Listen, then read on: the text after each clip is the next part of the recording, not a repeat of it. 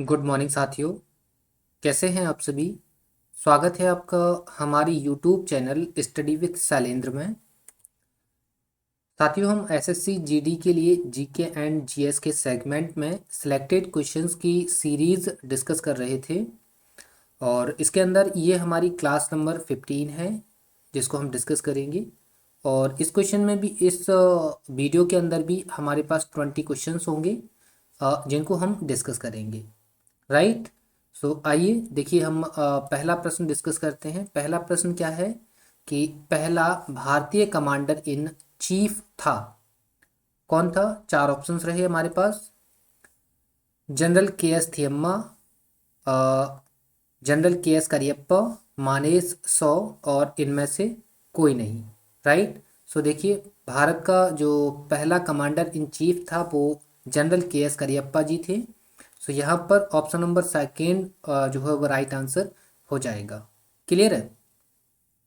चलिए second question discuss करेंगे। Question number second ये रहा। क्वेश्चन नंबर सेकेंड क्या है कि विश्व सुनामी जागरूकता दिवस कब मनाया जाता है।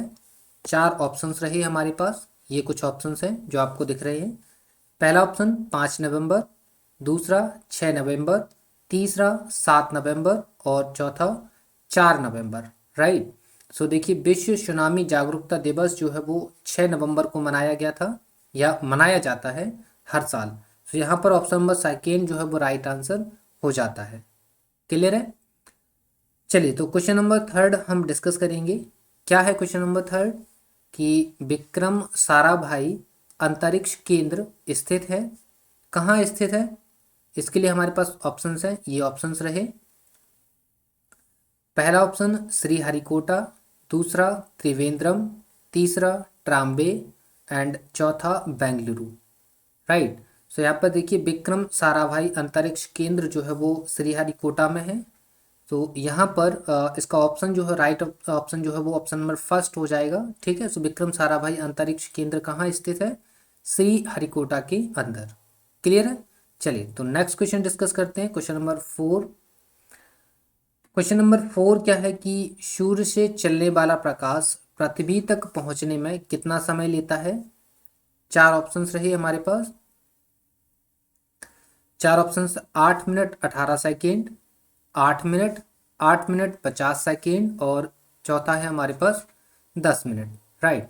सो देखिए, सूर्य से चलने वाला जो प्रकाश होता है वो पृथ्वी तक पहुंचने में 8 मिनट 18 सेकेंड का टाइम लेता है। तो इस हिसाब से ऑप्शन नंबर फर्स्ट जो है वो हमारा राइट आंसर हो जाता है। Clear. So option number first is the right answer. Next question को डिस्कस करते हैं।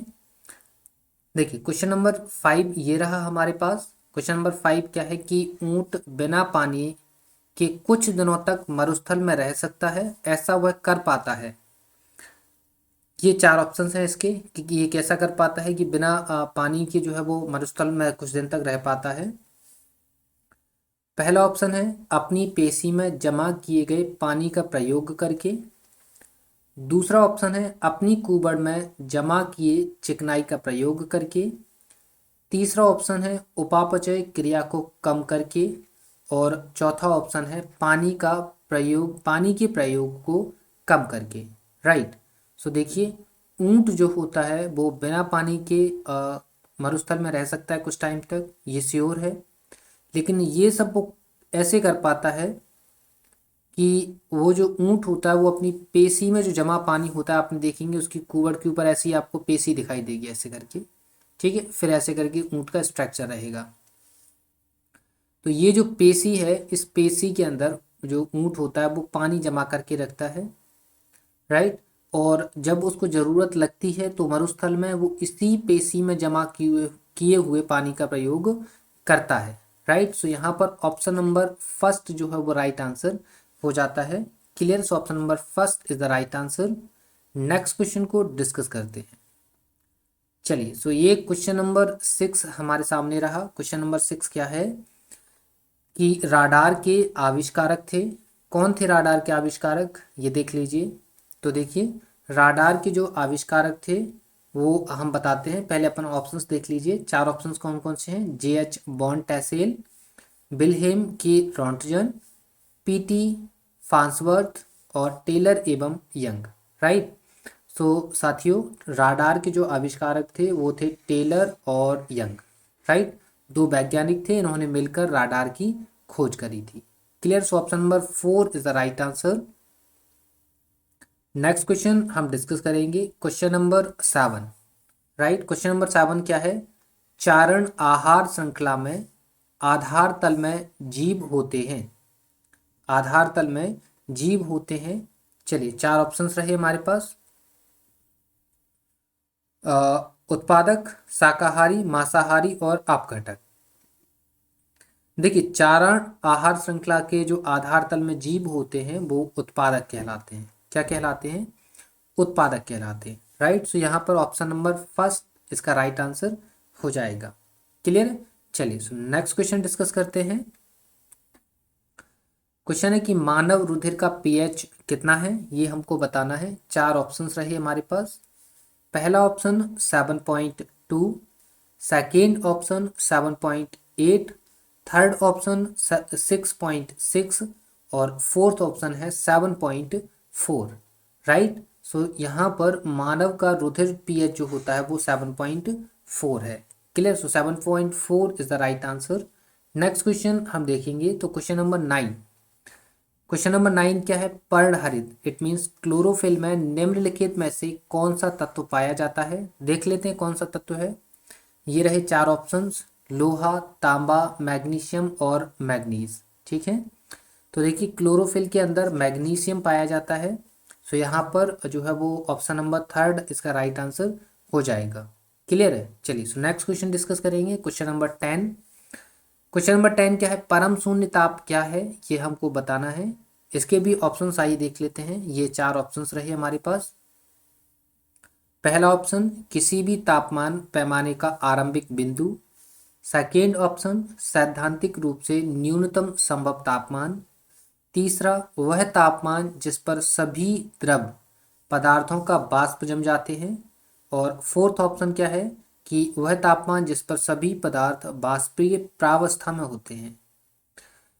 देखिए, परम शून्य ताप वह ताप होता है जिस पर किसी भी तापमान का जो इनिशियल पॉइंट होता है ना, जो कोई भी टेम्परेचर होता है उसका प्रारंभिक जो बिंदु होता है वो आपका परम शून्य ताप कहलाता है। तो इस हिसाब से ऑप्शन नंबर फर्स्ट जो है वो इसका राइट आंसर हो जाता है। क्लियर। तो किसी भी तापमान पैमाने का जो आरंभिक बिंदु है वो परम शून्य ताप कहलाता है। क्लियर है। चलिए, तो क्वेश्चन नंबर 10 तक आपको समझ में आ गए हैं। नेक्स्ट क्वेश्चन डिस्कस करते हैं। देखिए, क्वेश्चन नंबर 11। क्वेश्चन नंबर 11 क्या है कि एक नाभिकीय रिएक्टर में भारी जल का क्या कार्य होता है? आइए, क्या कार्य होता है देख लेते हैं।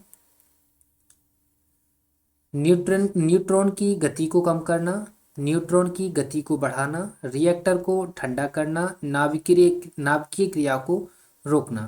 तो देखिए, नाभिकीय रिएक्टर के अंदर जो भारी जल होता है ना, वो न्यूट्रॉन्स की गति को जो है वो कम करने का काम करता है। तो इस हिसाब से ऑप्शन नंबर फर्स्ट जो है वो इसका राइट आंसर हो जाएगा। क्लियर है। चलिए, सो नेक्स्ट क्वेश्चन डिस्कस करते हैं, क्वेश्चन नंबर 12। क्या है क्वेश्चन नंबर 12? निम्न में से किस कोशिकांग को कोशिका का पावर हाउस कहा जाता है? चार ऑप्शंस रहे, राइबोसोम, माइटोकॉन्ड्रिया, कोशिका झिल्ली और सेंट्रोसोम। राइट। सो देखिए, जो कोशिका का पावर हाउस है वो माइटोकॉन्ड्रिया को कहा जाता है। तो यहाँ पर ऑप्शन नंबर सेकेंड इसका राइट आंसर हो जाएगा। क्लियर है। चलिए, तो नेक्स्ट क्वेश्चन देखते हैं, क्वेश्चन नंबर 13। क्वेश्चन नंबर 13 क्या है? निम्न में से कौन से देश पाक स्ट्रेट से जुड़े हुए हैं? कौन से स्टेट जुड़े हुए देख लेते हैं। भारत और श्रीलंका, उत्तर कोरिया और दक्षिण कोरिया, पाकिस्तान एवं चीन, ब्रिटेन एवं फ्रांस। ठीक है। तो देखिए, यहाँ पर पाक स्ट्रेट से जुड़े हुए देश बताना है, तो पाक स्ट्रेट को हम पाक जल संधि भी बोल देते हैं। ठीक है, पाक जल संधि भी इसको हम बोल देते हैं। ठीक है ना साथियों। ये जो पाक जल संधि है, या इसे हम दूसरा नाम पाक जल डमरू मध्य भी बोल देते हैं। और यहाँ पर आप देखेंगे तो यहाँ पर ये जो बॉर्डर है वो तमिलनाडु और किस किस के बीच में है, और है श्रीलंका के बीच में। ठीक है, तो ये पाक जलडमरू मध्य है वो किस किस के बीच में बॉर्डर बनाता है, वो बनाता है तमिलनाडु और श्रीलंका। तो तमिलनाडु इट मीन्स हम बोल सकते हैं ये जो है वो किससे, भारत और किसके, श्रीलंका। भारत और श्रीलंका के बीच का जो बॉर्डर है वो कौन बनाता है, पाक स्ट्रेट, या बोल सकते हैं पाक जल संधि, या बोल सकते हैं पाक जल डमरू मध्य। ठीक है, तो कौन से दो देश जुड़ रहे हैं इससे, इससे जुड़ रहे हैं भारत और श्रीलंका। भारत में भी बात करें तो कहाँ से कहाँ पर ये जो पाक जल डमरू मध्य है या पाक स्ट्रेट है वो है तमिलनाडु और श्रीलंका के बीच। क्लियर। चलिए, तो नेक्स्ट क्वेश्चन को डिस्कस कर सकते हैं। ये रहा हमारे सामने नेक्स्ट क्वेश्चन। देखिए नेक्स्ट क्वेश्चन देख लीजिए। नेक्स्ट क्वेश्चन क्या है कि किस सन में कलकत्ता और आगरा के बीच प्रथम टेलीग्राफ लाइन खोली गई थी। ये देखिए चार ऑप्शंस रहे, 1852, 1853, 1854 और 1855। ठीक है, सो देखिए कलकत्ता और आगरा के बीच में जो टेलीग्राफ लाइन चालू हुई थी, ये चालू हुई थी डलहौजी के टाइम पे। कब हुई थी चालू, डलहौजी के टाइम पे। देखिए डलहौजी के काफ़ी सारे काम जो हैं वो फेमस हैं, जिसमें पहला इसका तो ये तो फेमस है हड़प नीति के लिए, डॉक्ट्रिन ऑफ लैप्स के लिए। दूसरा ये फेमस है किसके लिए, रेल के लिए। दूसरा तीसरा ये फेमस है किसके लिए, टेलीग्राफ लाइन के लिए, टेलीग्राफ लाइन के लिए। ठीक है, तो इसके कुछ ऐसे ये काम रहे हैं डलहौजी के। और डलहौजी के टाइम पे ही भारत में जो है वो प्रतियोगी परीक्षाएं आयोजित की जाने लगी थी। तो क्योंकि 1853 में जो एक्ट आया था डलहौजी के टाइम पे, उसी के टाइम पे प्रतियोगी परीक्षाएं भी आयोजित होने लगी थी। ठीक है, तो इस हिसाब से अब आपको अंदाज़ा लग गया होगा कि इसका राइट आंसर क्या होना चाहिए। तो इसका राइट आंसर क्या होगा, 1853। ठीक है, 1853 में भारत में कलकत्ता और आगरा के बीच में टेलीग्राफ लाइन जो है वो खोल दी गई थी। क्लियर। चलिए, सो option number second is the right answer.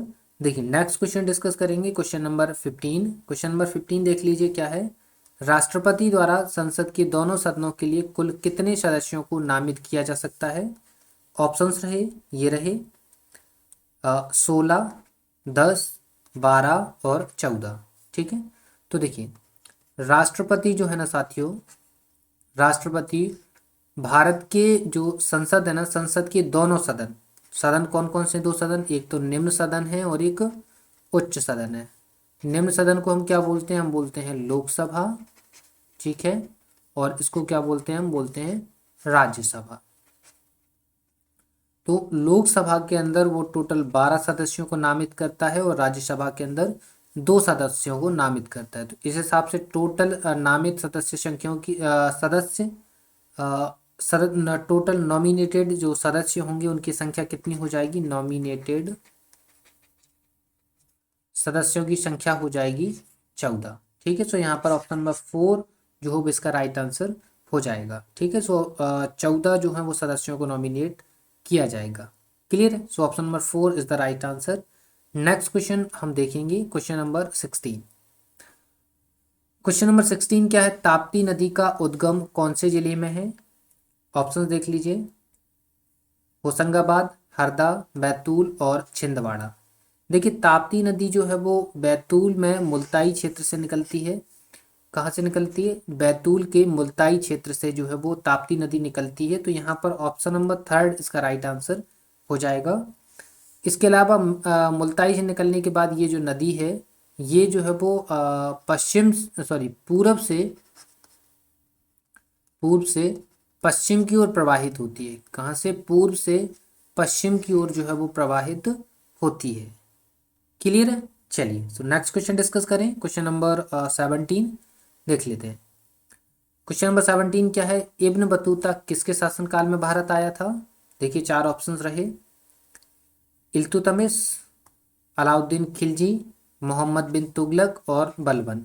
तो देखिए इब्न बतूता जो है वो मोहम्मद बिन तुगलक के शासनकाल में भारत आया था। सो ऑप्शन नंबर 3 इसका राइट आंसर हो जाएगा। और इब्न बतूता की एक किताब भी है, बुक है। इसकी बुक का नाम क्या था? इसकी बुक का नाम था किताब उल रहला।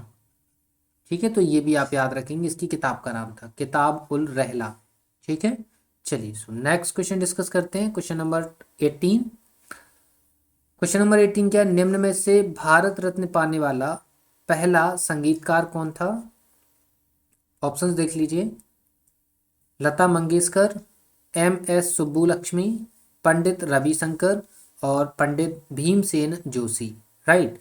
सो देखिए, भारत में भारत रत्न पाने वाला पहला संगीतकार जो था वो था MS. Subbulakshmi. So option number second यहाँ पर राइट आंसर हो जाएगा। क्लियर है? चलिए सो नेक्स्ट क्वेश्चन डिस्कस करते हैं। क्वेश्चन नंबर 19 क्या है? भीमबेटका की पूर्व ऐतिहासिक गुफाओं की खोज डॉट डॉट डॉट में हुई थी। तो हमको ये बताना भीमबेटका की पूर्व ऐतिहासिक गुफाओं की खोज कब हुई थी। राइट। सो देखिए, चार ऑप्शंस हैं कब हुई थी, देख लीजिए। Options 1957, 1948, 1951 and 1949। राइट। सो भीमबेटका की जो पूर्व ऐतिहासिक गुफाएं हैं वो 1957 के अंदर जो है वो खोजी गई थी। तो यहाँ पर ऑप्शन नंबर फर्स्ट इसका राइट आंसर हो जाएगा। क्लियर है? देखिए, भीमबेटका के सबसे ज़्यादा जो क्वेश्चंस हैं वो एमपीजीके के अंदर ज़्यादा बनते हैं। जब भी एमपीजीके पढ़ेंगे या एमपी स्पेशल पेपर देंगे तो वहाँ पर भीमबेटका को लेकर ज़्यादा प्रश्न आते हैं। लेकिन यहाँ पर एसएससी जीडी में इसको लेकर कोई खास प्रश्न नहीं बनता है। यही प्रश्न इससे ये प्रश्न बनता है। इसके अलावा एक दो प्रश्न और हैं जिनको हम आगे वाली स्लाइड्स में डिस्कस करेंगे। तो वो क्वेश्चन जो है वो एसएससी जीडी के अंदर जो है वो पूछे जाते हैं। क्लियर है? तो नेक्स्ट क्वेश्चन हम ट्राई करते हैं, क्वेश्चन नंबर 20। और उम्मीद करते हैं क्वेश्चन नंबर 20 हम डिस्कस करेंगे, इसके बाद आपको अपना रिजल्ट जो है वो मालूम चल जाएगा कि आपके कितने नंबर जो है वो आए हुए हैं। क्लियर है? तो क्वेश्चन क्या है? भारतीय न्यूक्लियर का जनक किसे कहा जाता है? चार ऑप्शंस कौन कौन से हैं? होमी जे भाभा, इट मीन्स होमी जहांगीर भाभा। दूसरा सतीश धवन। तीसरा सीबी रमन। और चौथा है एस भटनागर। राइट। सो भारतीय न्यूक्लियर का जो जनक है वो होमी जहांगीर भाभा जी को कहा जाता है। तो यहाँ पर ऑप्शन नंबर फर्स्ट इसका राइट आंसर हो जाएगा। क्लियर है? तो ये हमारा आज के 20 क्वेश्चंस थे जो आपको समझ में आ गए हैं। क्लियर है? इसके अलावा साथियों, आपको इस सेशन की पीडीएफ हमारे टेलीग्राम चैनल पर मिल जाएगी और टेलीग्राम चैनल की जो लिंक है वो आपको हमारे वीडियो के डिस्क्रिप्शन में मिल जाएगी। क्लियर है? इसके अलावा वीडियो पसंद आए तो वीडियो को लाइक ज़रूर करना है, लाइक करना बिल्कुल भी नहीं भूलना है, वीडियो को शेयर करना है और अगर आप चैनल पर नए हैं तो चैनल को सब्सक्राइब जरूर कर लेना है। ठीक है, तो मिलते हैं आपसे नेक्स्ट वीडियो में, तब तक के लिए धन्यवाद।